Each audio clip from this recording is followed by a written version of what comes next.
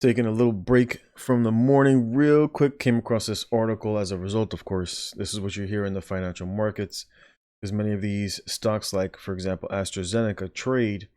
So I came across this. It says Denmark, Norway, Iceland suspends use of AstraZeneca vaccine. It says Denmark was the first to announce a suspension following reports of serious cases of blood clots among people who had received the vaccine. The county's health authorities said in a statement, and this is as of the 11th, this is today.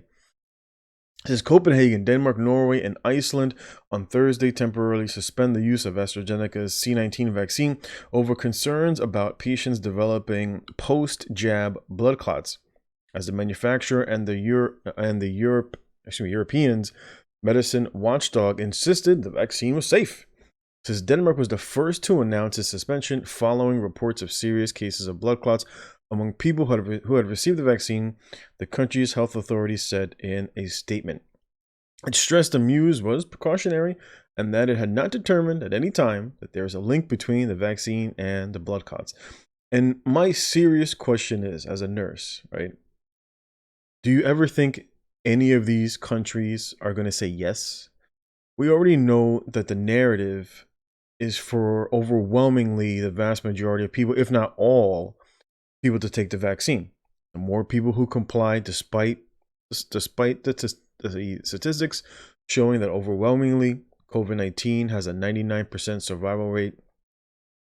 In terms of the vaccine, from what I'm seeing, is equally causing a large number of complications, primarily, especially in older individuals. But we're seeing now among other individuals that they're showing different sorts of complications as a result of rushing vaccines that typically take about a decade before they would be administered to the public.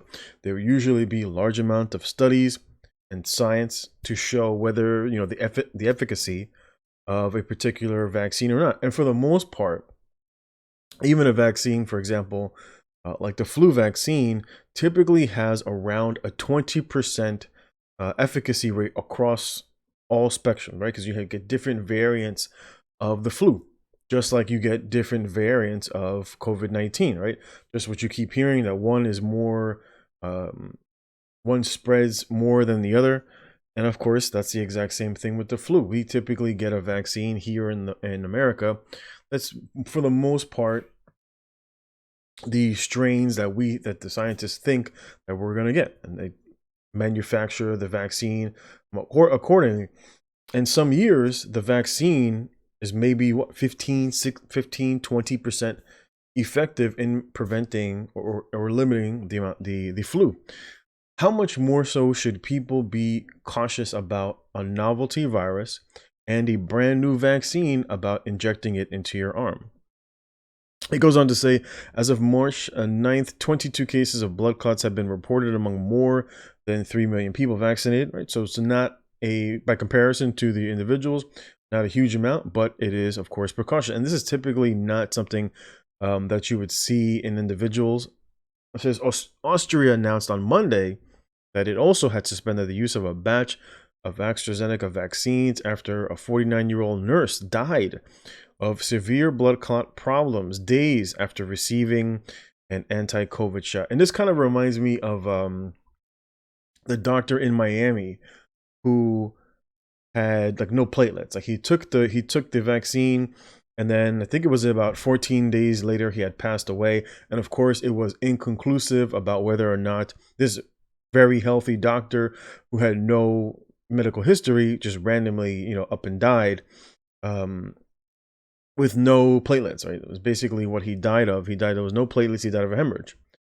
And so there was other individuals who also had certain complications. Going forward, it says 4 other European countries such as Estonia, Latvia, Lithuania, and Luxembourg have also suspended the use of the vaccines from this batch. And this was actually something similar in California, but it was with the Moderna vaccine that they had a specific batch out in California that they suspended using because there was a large number of people that were having what sounded like anaphylactic symptoms. And from that article, I'll link the video up top. It's basically stated that you're 10 times more likely to have an anaphylactic reaction from one of these vaccines than you are from a typical vaccine, like for example, from the flu. Typically, it's about 1 in a million. With most of the C19 vaccines, it's about 1 in 100,000, right? So it's 10 times the chance of having a form of anaphylaxis, whether that's, breaking out in a rash, having some shortness of breath related to severe allergy. A person could have hypotension or tachycardia, and these are some of the signs of anaphylaxis that you can have. Now, the article also goes on to say that on Wednesday, the EMA said preliminary probes showed that the batch of AstraZeneca vaccines used in Austria was likely not to blame for the nurse's death. And again, is anybody going to come out and say otherwise? Is there any other country that is going to say yes, well, that, hands down, that this is what resulted in the person's death? You have people who are typically on the healthy side injecting a brand new medication into their body and either having some serious reaction or experiencing death. And of course, it's always not attributed to the vaccine. But on the flip side, when any person had the opposite effect in relation to the virus, it was always related to the virus. Did you have a heart attack? Well, you died of C19. If you got shot in the head and you also tested positive, well, you died of C19. But the narrative is always going to be in this direction, that you're going to hear of all these individuals, if you're lucky to hear about any of this information, because this is information that you will not see on any sort of mainstream media, because overwhelmingly they don't want people to have any sort of apprehensions about taking the vaccine.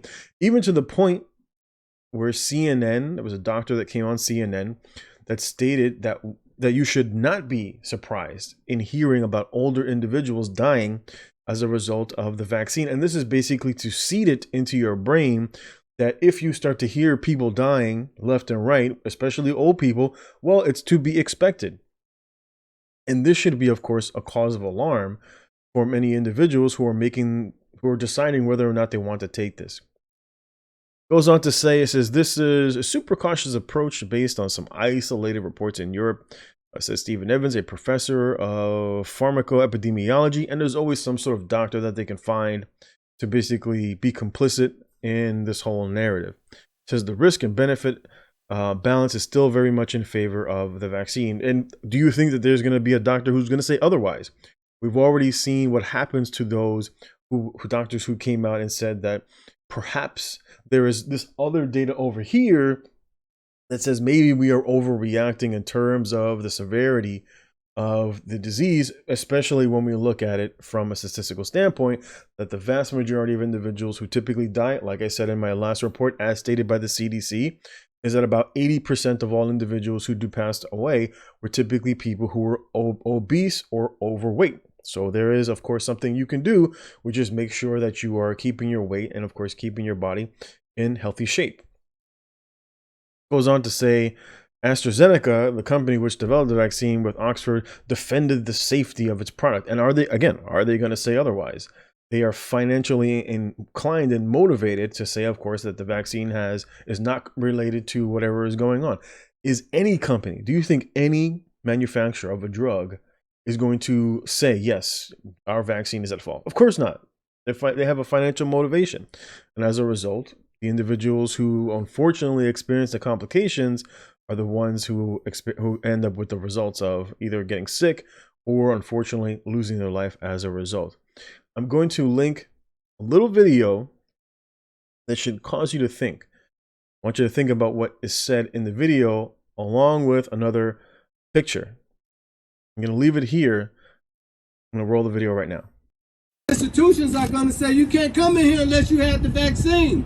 Some jobs are going to say you can't get a job here unless you are safe and you don't put the rest of the people that work here in jeopardy unless you had the vaccine.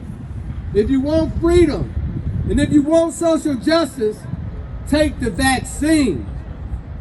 Institutions are going to say you can't come in here unless you have the vaccine. Some jobs are going to say you can't get a job here unless you are safe and you don't put the rest of the people that work here in jeopardy unless you had the vaccine. If you want freedom and if you want social justice, take the vaccine.